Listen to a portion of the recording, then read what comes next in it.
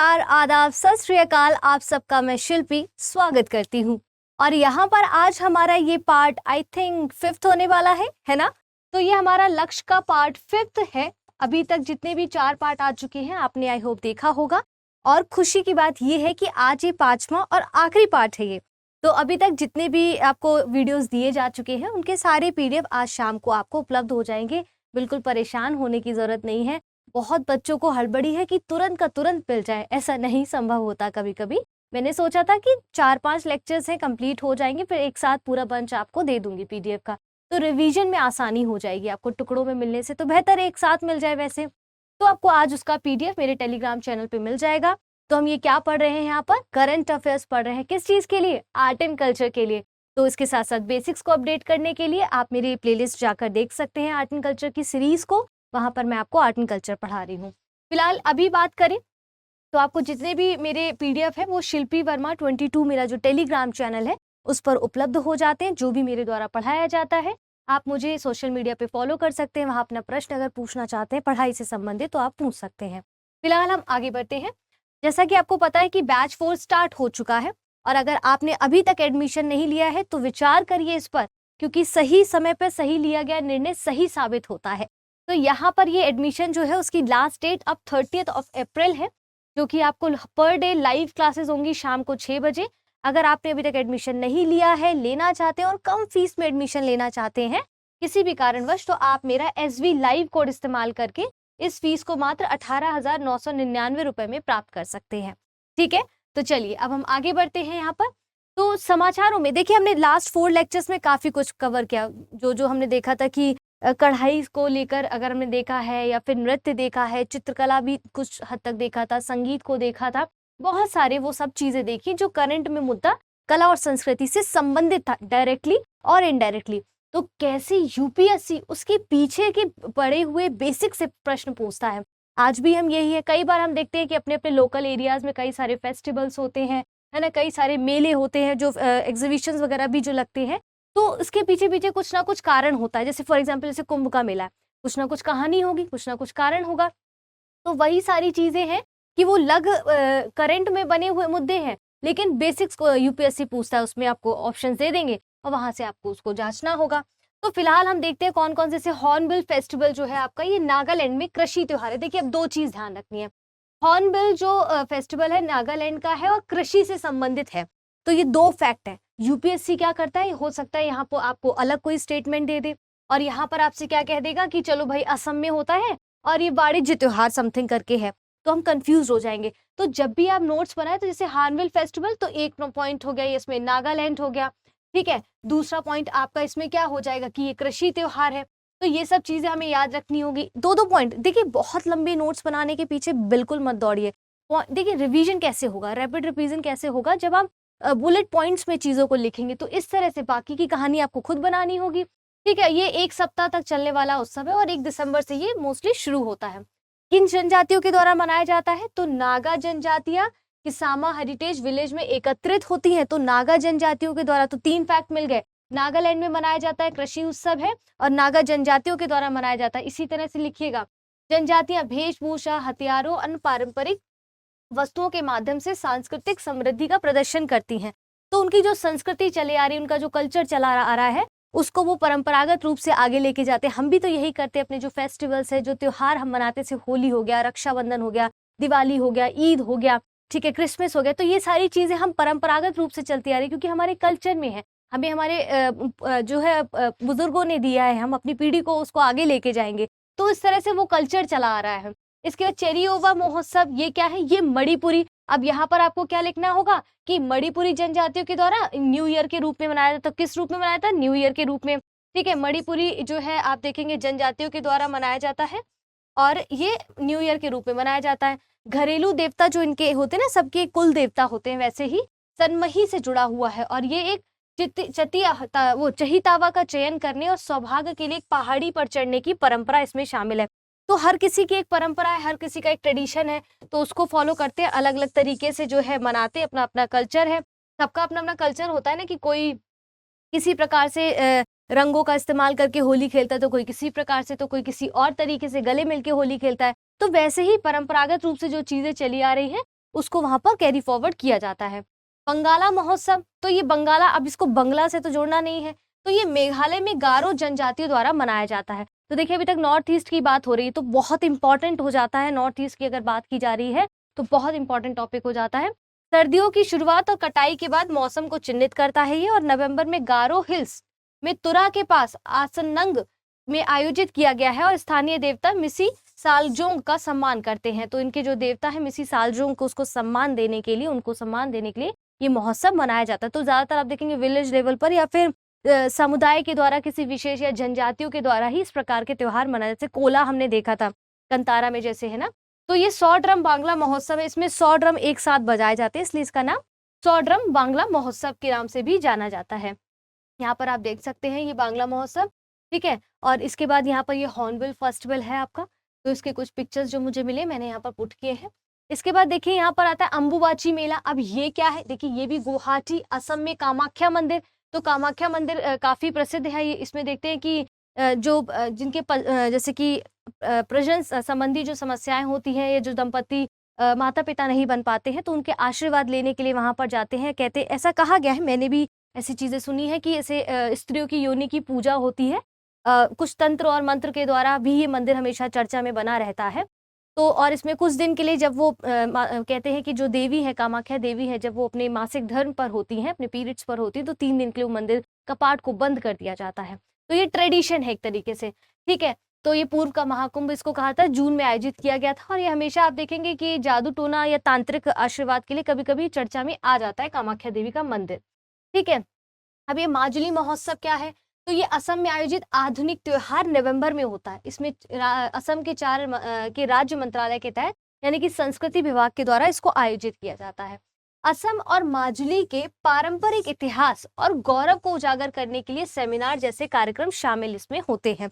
वही देखिए, कोई भी त्योहार, कोई भी महोत्सव, कोई भी मेला अचानक से नहीं उपजा है, ठीक है। एक परंपरागत रूप से पीढ़ी दर पीढ़ी वो कार्यक्रम चलता आ रहा है, जिसको हम आगे अपनी संस्कृति के रूप में आगे लेके जाते हैं।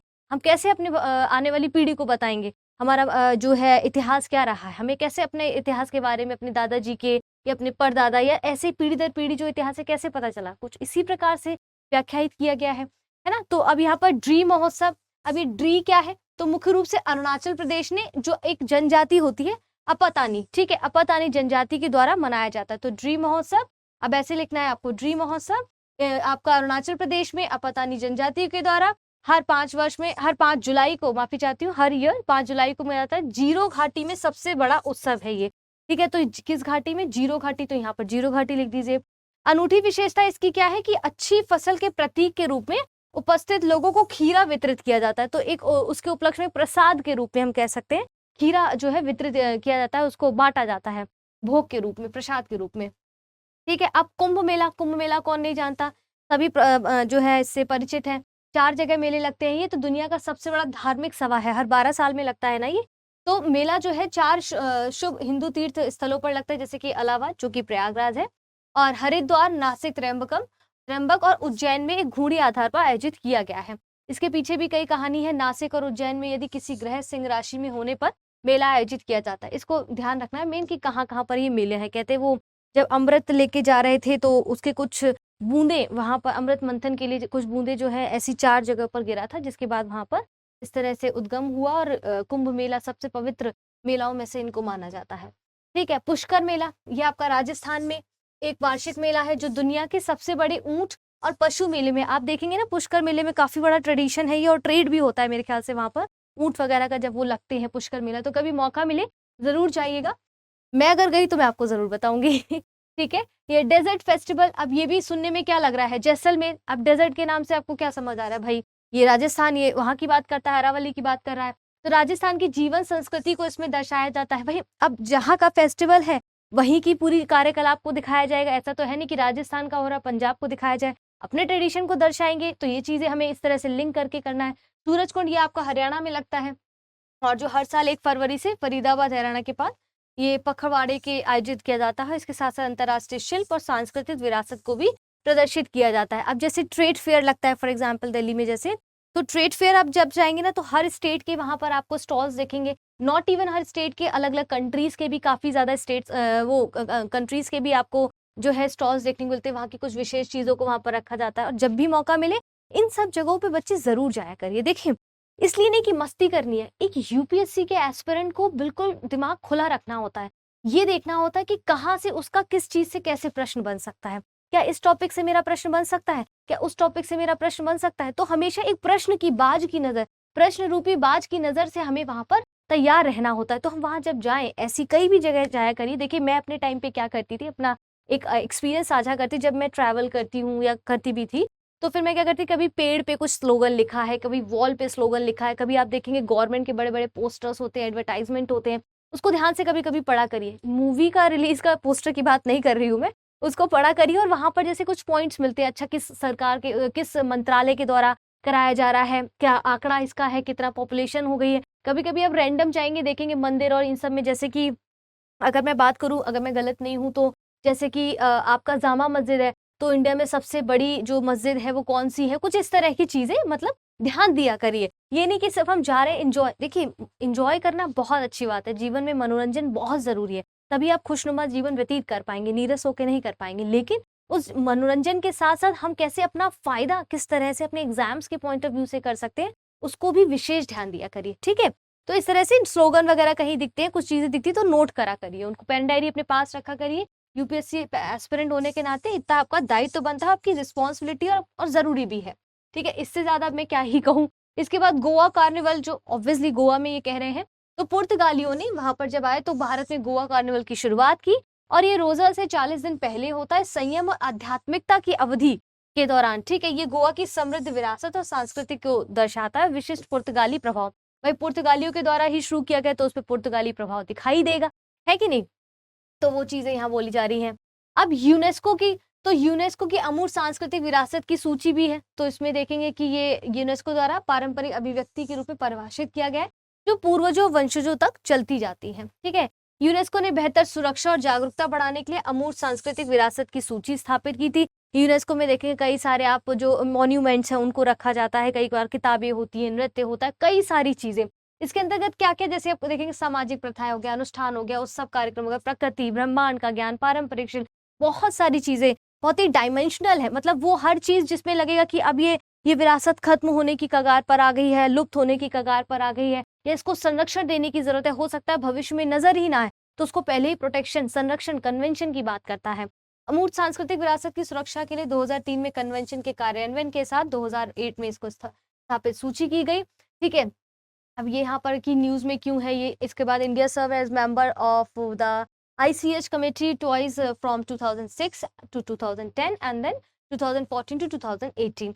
पर्पस ऑफ सेफगार्डिंग क्या है? To ensure respect for the intangible cultural heritage, to raise awareness to the local and national international level. आप देखेंगे हमारे कितने सारे फेस्टिवल्स हो गए, कितने सारे ऐसे फेयर लगते हैं, या फिर हमारे ऐसे बहुत सारी चीज़ें जो हैं, जो विदेशों से आके लोग उनको एन्जॉय करते हैं। उदाहरण के तौर पर जैसे आप देखिए, एक छोटा-सा उदाहरण, जैसे मथुरा आप जब जाएँगे तो वहाँ पर बहुत फॉरेनर्स आपको देखने को मिलते हैं।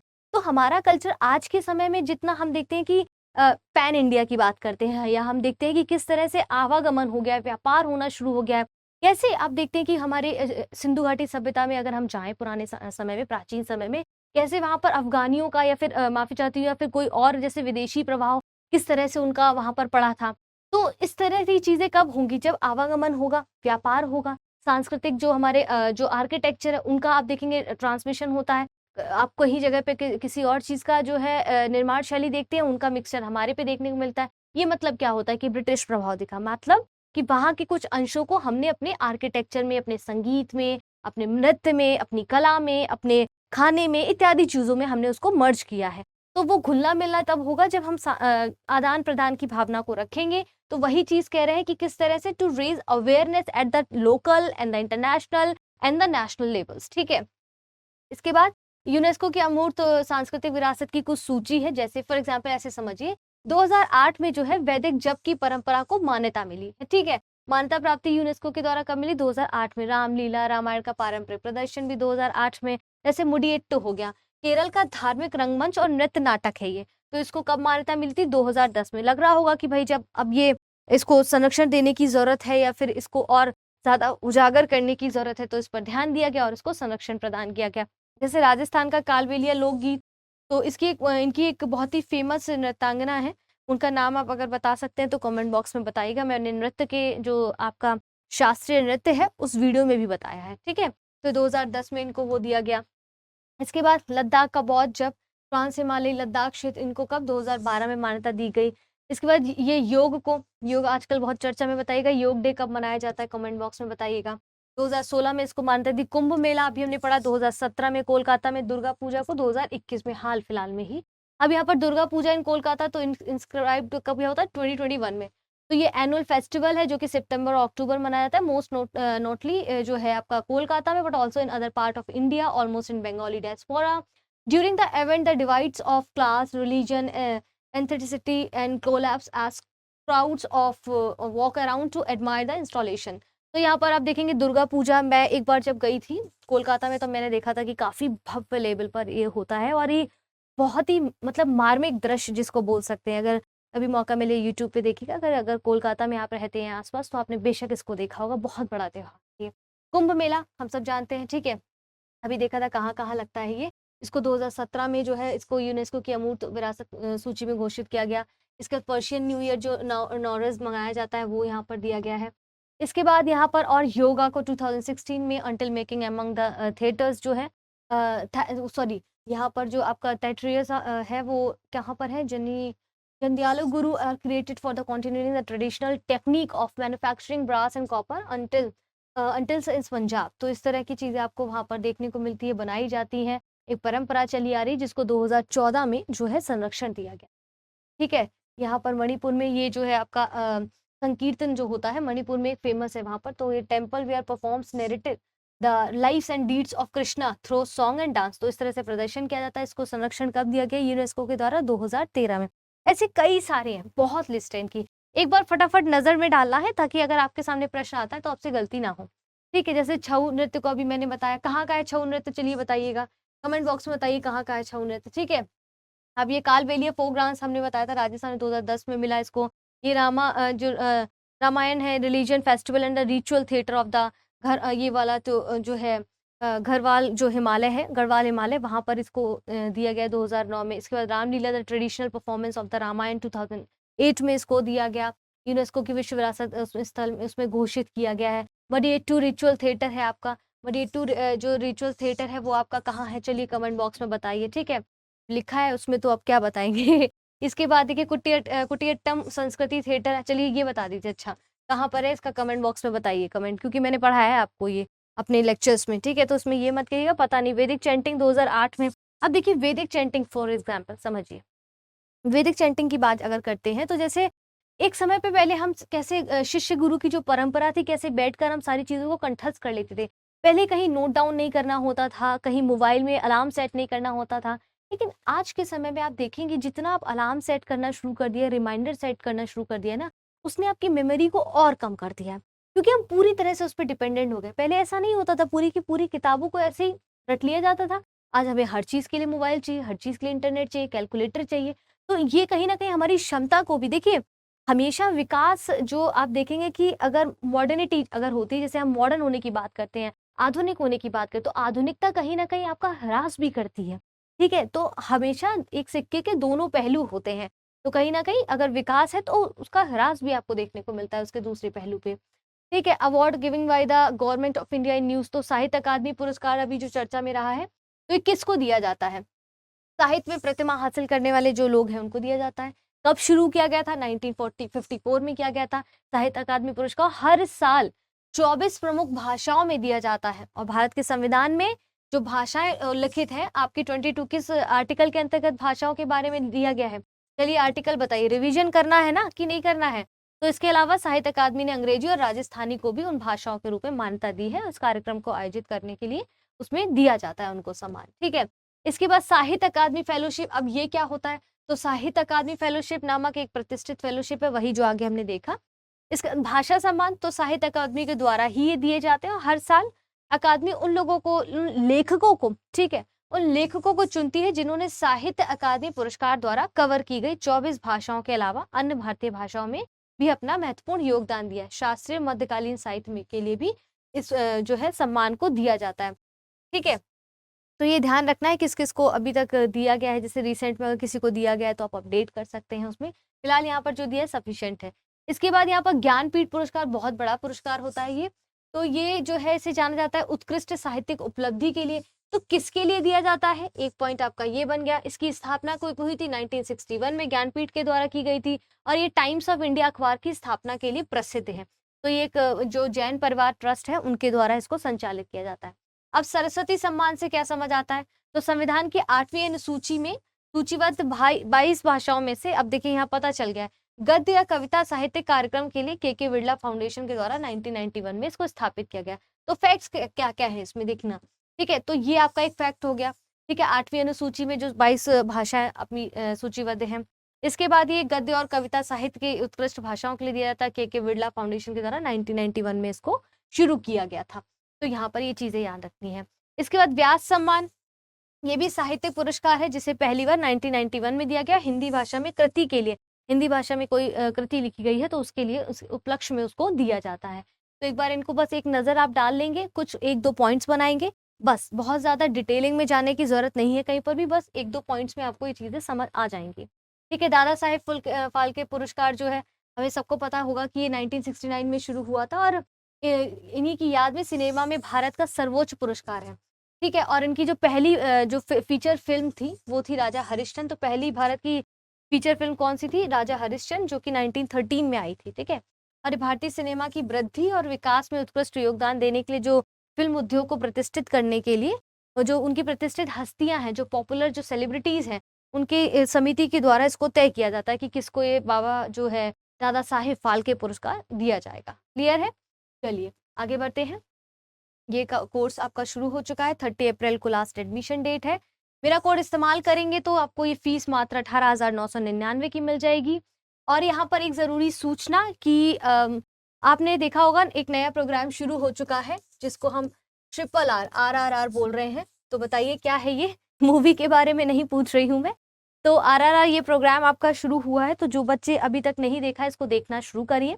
सारे टीचर्स के द्वारा इसको पढ़ाया जाएगा, इसमें सारा रैपिड रिवीजन होगा, मेरे द्वारा भी आर्ट एंड कल्चर पढ़ाया जाएगा।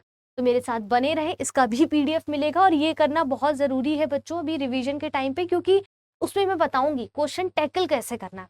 आर्ट एंड कल्चर के भले ही मैं क्वेश्चन पढ़ाऊंगी, पर मैं ये भी समझाने का प्रयत्न करूंगी कि कैसे कोई भी सिचुएशन अगर ऐसी आती है जहाँ पर आपको प्रश्न नहीं आता है, तो कैसे क्वेश्चन को हम टैकल कर सकते हैं, उस सिचुएशन को वहां पर समझेंगे। तो जो लोग भी अभी तक यहाँ तक वीडियो देख रहे हैं उनके लिए बहुत बहुत शुक्रिया। जल्द मिलेंगे। फिलहाल ये लक्ष्य के लेक्चर्स कंप्लीट हो गए हैं और भाई आज आपको PDF मिल जाएगा, आराम से पढ़िए उसको, अच्छे से पढ़ना है, नोट्स बनाना है। और जो आर्ट एंड कल्चर की सीरीज मेरी बेसिक्स की चल रही है वो आप देखना चाहते हैं तो देख सकते हैं।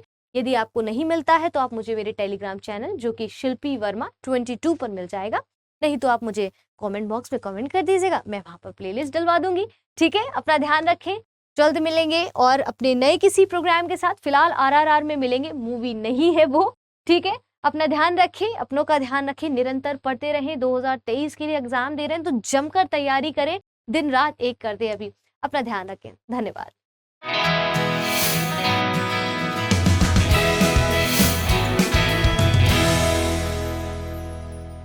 हिंदी में UPSC की तैयारी से संबंधित प्रोग्राम्स को देखने के लिए सब्सक्राइब करें स्टडी IQ IAS हिंदी।